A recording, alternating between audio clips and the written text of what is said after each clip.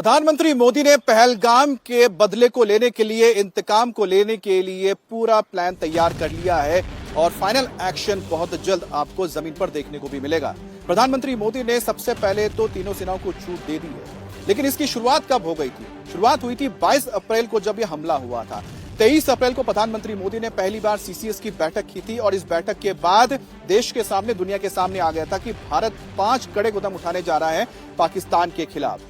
इसके बाद सीसीएस की जो मीटिंग हुई वो हुई 30 तारीख को, यानी कि कल प्रधानमंत्री ने 4 अहम मीटिंग की थी और 4 अहम मीटिंग के दौरान कई अहम फैसले भी लिए गए। लेकिन उस नहीं भूलना चाहिए कि 29 अप्रैल को प्रधानमंत्री मोदी की एक और अहम बैठक हुई थी, जिसमें प्रधानमंत्री मोदी ने तीनों सेनाओं के अध्यक्षों के साथ मुलाकात की थी। उसमें सीडीएस भी मौजूद थे और साथ ही उसमें एनएसए भी मौजूद थे। और उसके बाद आप देखिए कि कल एक बड़ा फैसला लिया गया, जिसमें पाकिस्तान के लिए भारत ने अपना एयर स्पेस बंद कर दिया। तो इस तरह के कई अहम फैसले लिए जा चुके हैं। इस वक्त मेरे साथ इंडिया टीवी के पॉलिटिकल एडिटर देवेंद्र पराशर जुड़ गए हैं। देवेंद्र, 2 अहम चीजें इस वक्त हो रही हैं। एक है कि एनआईए के जो चीफ हैं वो बैसरन घाटी में पहुंचे हैं, वो यहां पर जायजा लेंगे। और दूसरी बड़ी बात है कि प्रधानमंत्री मोदी ने कल जो अहम बैठक की, उसके बाद बड़े फैसलों में एक था कि पाकिस्तान के लिए अपना एयर स्पेस बंद कर देना।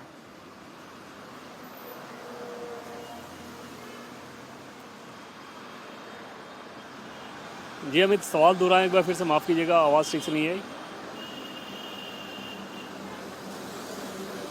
देवेंद्र, मैं ये पूछ रहा हूं कि इस वक्त 2 अहम चीजें हो रही हैं। पहली चीज है कि इस वक्त एनआईए के जो चीफ हैं वो पहलगाम पहुंचे हुए हैं। पहलगाम में वो यहां पर इस इलाके का दौरा करेंगे जहां पर यह आतंकवादी घटना हुई थी। और दूसरी बड़ी चीज है कि कल बैठक के बाद एक जो बड़ा फैसला आया, जिसको लेकर कल मैंने आपके साथ चर्चा भी की थी, आपने भी बताया था कि ये एक बड़ा फैसला हो सकता है जिसमें भारत पाकिस्तान के लिए अपना एयर स्पेस बंद कर दे।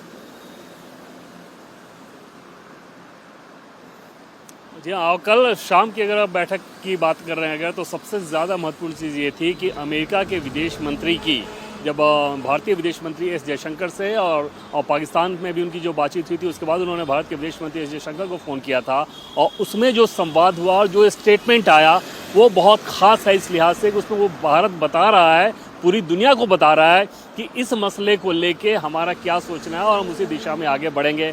मतलब आप अगर हमारे साथ हैं तो अच्छी बात है, अगर साथ नहीं है तो भी कोई फ़र्क नहीं पड़ता है। मैं इस लिहाज से कह रहा हूँ कि अमेरिका के विदेश मंत्री से बातचीत के बाद, जो अमेरिका सेक्रेटरी ऑफ स्टेट है रूबियो, उससे बातचीत के बाद जो वहाँ के टैमी ब्रूस जो कि स्पोक्स पर्सन है, उन्होंने जो बयान दिया था उसमें उन्होंने इस शब्द का इस्तेमाल किया कि उन्होंने भारत के विदेश मंत्री से बातचीत की, हमारे विदेश मंत्री ने, और इनकरेज किया है कि पाकिस्तान के साथ काम करें ताकि तनाव डी एस्केलेट हो।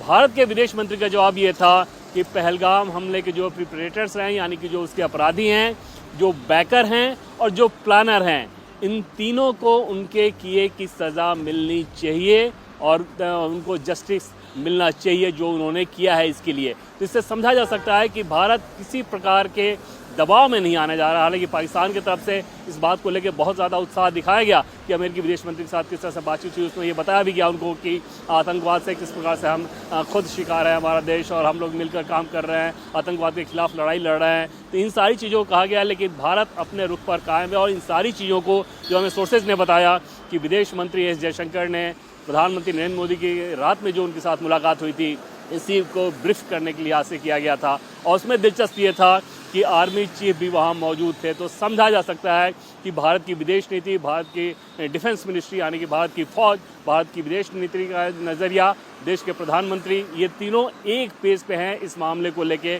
और उस लिहाज से समझा जा सकता है कि आगे का रुख क्या होने वाला है।